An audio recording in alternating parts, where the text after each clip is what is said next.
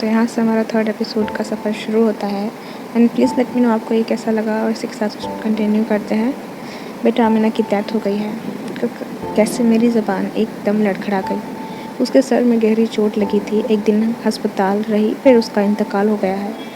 वैसे आमिना के मर जाने से मुझे कुछ ज़्यादा अफसोस नहीं था। दिल की धड़कन भी नॉर्मल ही थी। नफ़रत ही इस कदर थी कि मुश्किल से साथ रह रहा था मैं। सर मुझे प्लीज़ डिस्चार्ज कर दें, मैंने डॉक्टर से रिक्वेस्ट की। जी हम आपको कल तक डिस्चार्ज कर देंगे। अस्पताल से डिस्चार्ज होने के बाद मैं घर जा रहा था। कज़िन को इशारा किया कि मुझे घर नहीं जाना, सीधा अस्पताल ले चलो। पहले तो वो ना माने, मेरे ज़्यादा इसरार करने पर वो मान गए। गाड़ी कब्रिस्तान के दरवाजे के सामने रोकी। 2 कज़िनों ने सहारा देकर मुझे आमिना की कब्र के पास बिठा दिया। मैंने फातिहा पढ़ते हुए गौर किया तो फ़ाइज़ा की कब्र भी बिल्कुल साथ ही थी, बस ज़रा सा दरमियान में फ़ासला था। मुझे ये फ़ासला बहुत अच्छा लगा। मैं चाहता था इन दोनों के दरमियान एक और कब्र बन सकती है जिसमें मुझे दफन किया जाए, और एक तरफ बीवी और एक तरफ महबूबा, बीच में मैं भी सो जाऊंगा मिट्टी की चादर ओढ़कर। दोनों के दरमियान बैठकर फातिहा पढ़ने लगा तो आंखों से आंसू बहने लगे। रोते रोते हिचकी आने लगी। हिचकी आने से पेट में लगी चोटें दर्द कर रही थी क्योंकि गाड़ी का स्टीयरिंग लगा था।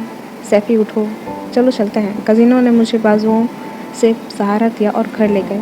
माँ फ़िज़ा की देखभाल को लेकर बहुत परेशान थी। वो यही सोचती थी इस बच्ची का क्या होगा। आमिना के मर जाने का दुख मुझे भी इसी बात का था कि अब फ़िज़ा का क्या होगा। कुछ दिन गुजरे थे, मैं भी ठीक हो गया था। बेटा फ़िज़ा को गोद लेना चाहते हैं, अम्मी ने हल्की सी आवाज़ में कहा, और मैं चौंक कर बोला, कौन? तुम्हारी फूफो की बेटी अरम भी कह रही है और साइमा कहती है मैं लूँगी। अम्मी जी मैं फ़िज़ा को कभी नहीं दूँगा। आप संभालने की फ़िक्र छोड़ दें, मैं फ़िज़ा का अपनी जान से बढ़कर ख्याल रखूँगा बेटा। उनके यहाँ औलाद नहीं है अम्मी जी, मैं नहीं दे सकता फ़िज़ा को। बस मैंने फ़िज़ा को सीने से लगाया और बाहर निकल गया। फ़िज़ा मुझे पापा नहीं कहती थी, सब लोग सैफ़ी कहते थे तो वो भी फ़ैफ़ी ही कहती थी, और इतनी प्यारी लगती थी जब फ़ैफ़ी कहती थी। मैं मुस्कुराकर गोद में उठा लेता था। सैफ़ी भाई क्या हाल है? अरम कमरे में दाखिल होती है मुझसे मुखातिब। जी मैं ठीक हूँ। काफ़ी देर अरम से बातें चलती रही, फिर वो वही बात पर आ गई कि मुझे फ़िज़ा चाहिए। अरम आप ही देखो ना, सब कुछ छीन गया मुझसे। अब आप प्लीज़ मुझसे फ़िज़ा को ना छीनें। मेरी आंखें नम हो गई तो अरम आप ही भी रोने लगी और मैंने उसके सामने घुटने टेकते हुए हाथ जोड़ लिए। फ़िज़ा को मैं हर वक्त अपने आप में मगन रखता ताकि उसे माँ का ख्याल ना आए, और जॉब भी छोड़ दी क्योंकि अम्मी जी भी बीमार रहती थी, वो नहीं संभाल सकती थी फ़िज़ा को। जब रात बिस्तर पर जाता आमिना को सोचता था, क्योंकि अब मेरे बेड के साइड टेबल पर पानी नहीं पड़ा होता था। अब मेरे कपड़े नहीं इस्त्री हुआ करते थे। बेड के साइड टेबल पर पड़ी उसकी तस्वीरें मुझे उसकी याद दिलाती थी। वो जैसी भी थी मेरा बहुत ख्याल रखती थी। एक मैं ही था जो उससे बेहद नफ़रत करता था।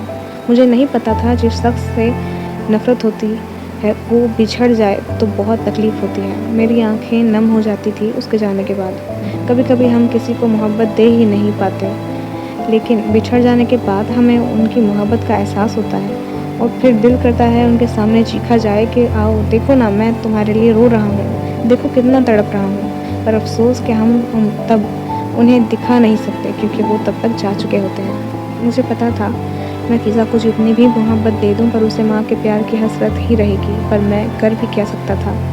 उसे तो अल्लाह ने अपने पास बुला लिया। मैं फ़िज़ा को इतने प्यार से रखा कि रात को जब वो उठती, वो प्यार से गाल पे हाथ फेर सैफ़ी कहती तो मेरी आंखें खुल जाती।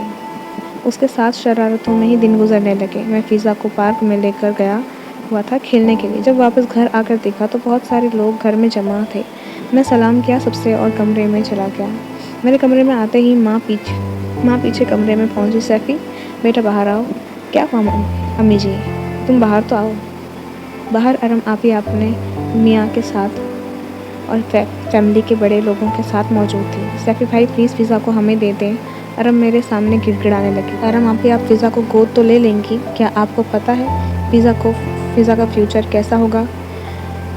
वो ना आपकी रहेगी ना मेरी, बल्कि मेरी बच्ची रिश्तों में दब जाएगी, और ये बात मुझसे बेहतर कौन जान सकता है, क्योंकि मुझे भी तो गोद ही लिया हुआ है ना।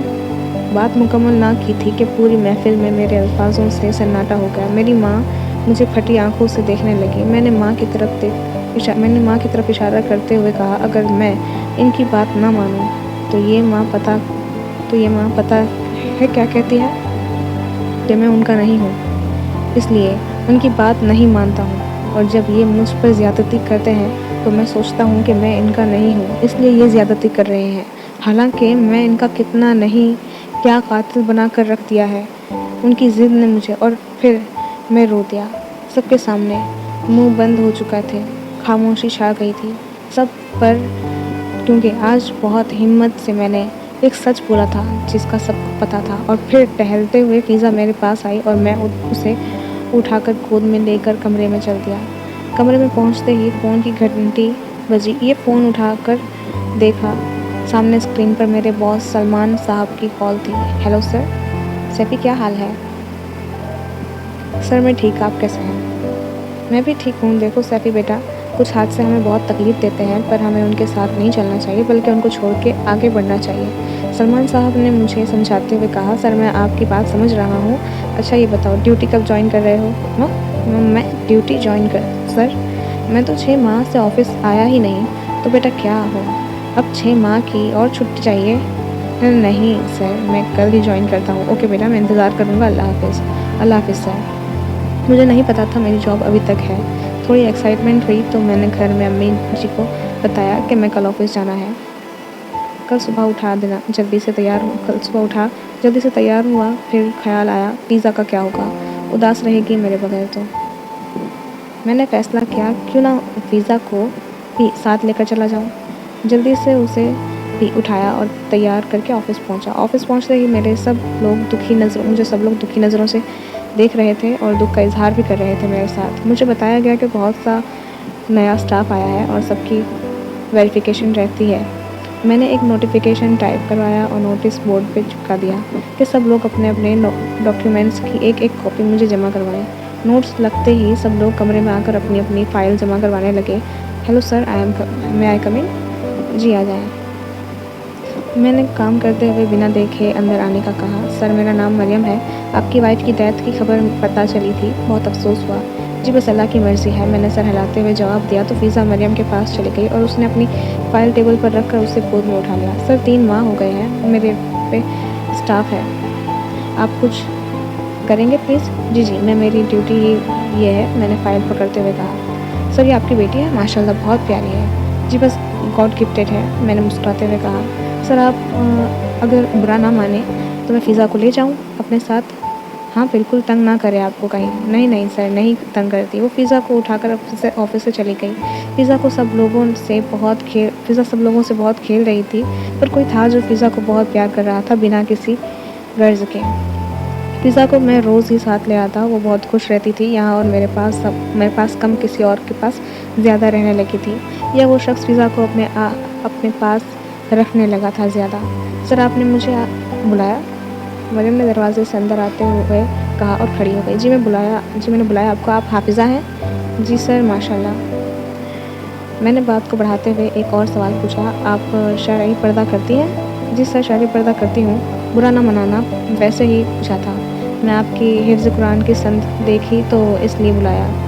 उसकी वेरिफिकेशन की ज़रूरत नहीं है, बाकी सब काम आपका हो गया है। नेक्स्ट मंथ आपकी पे आपके अकाउंट में आ जाएगी। थैंक यू सो मच, कहती हुई मरियम ऑफिस से चली गई और मैं काम में मशगूल हो गया। ये सब रोज़ ही होने लगा। मेरे ऑफिस की टेबल पर एक गुलाब का फूल पड़ा होता था, जिस 3-4 दिन में इग्नोर करने के बावजूद अब इग्नोर नहीं कर सकता था। अब उसके बारे में सोचता कि ये गुलाब का फूल टेबल पे होता।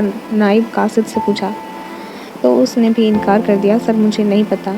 नाइब कासिद इमरान को बुलाया और सिक्योरिटी गार्ड को बुलाने के लिए सिक्योरिटी गार्ड अंदर दाखिल हुआ। सर आपने मुझे बुलाया? हाँ।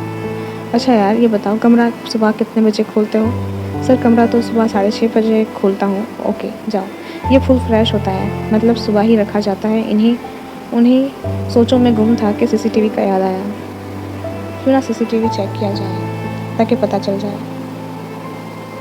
आईटी ऑफिसर शोएब को बुलाया और कहा कि मुझे पिछले 7 दिन की फुटेज चाहिए। सर खैरियत है? शोएब ने मुझे देखते हुए कहा। बस यूँ ही किसी से जिक्र ना करना, मैंने शोएब को रिक्वेस्ट करते हुए कहा। अगले दिन गुलाब के फूल फिर टेबल पर दिखा तो सीसीटीवी फुटेज भी आ गई थी। मैंने देखना शुरू की तो शोएब भी साथ था। मैं नहीं चाहता था वो देखे, इसलिए बंद कर दी और उसके जाने का इंतज़ार करने लगा। वो जैसे ही गया मैंने बेसब्री से देखने लगा। देखते ही मेरी आंखें फटी रह गई। रोज़ सुबह कमरे में मरियम दाखिल होती हुई नज़र आई। तो यहाँ से हमारा 3rd एपिसोड का सफ़र ख़त्म होता है। And please let me know आपको ये कैसा लगा और कमेंट्स में ज़रूर बताएं अगर आप, क्योंकि और सब्सक्राइब ज़रूर करें ताकि आने वाले एपिसोड आपसे मिस ना हो जाए।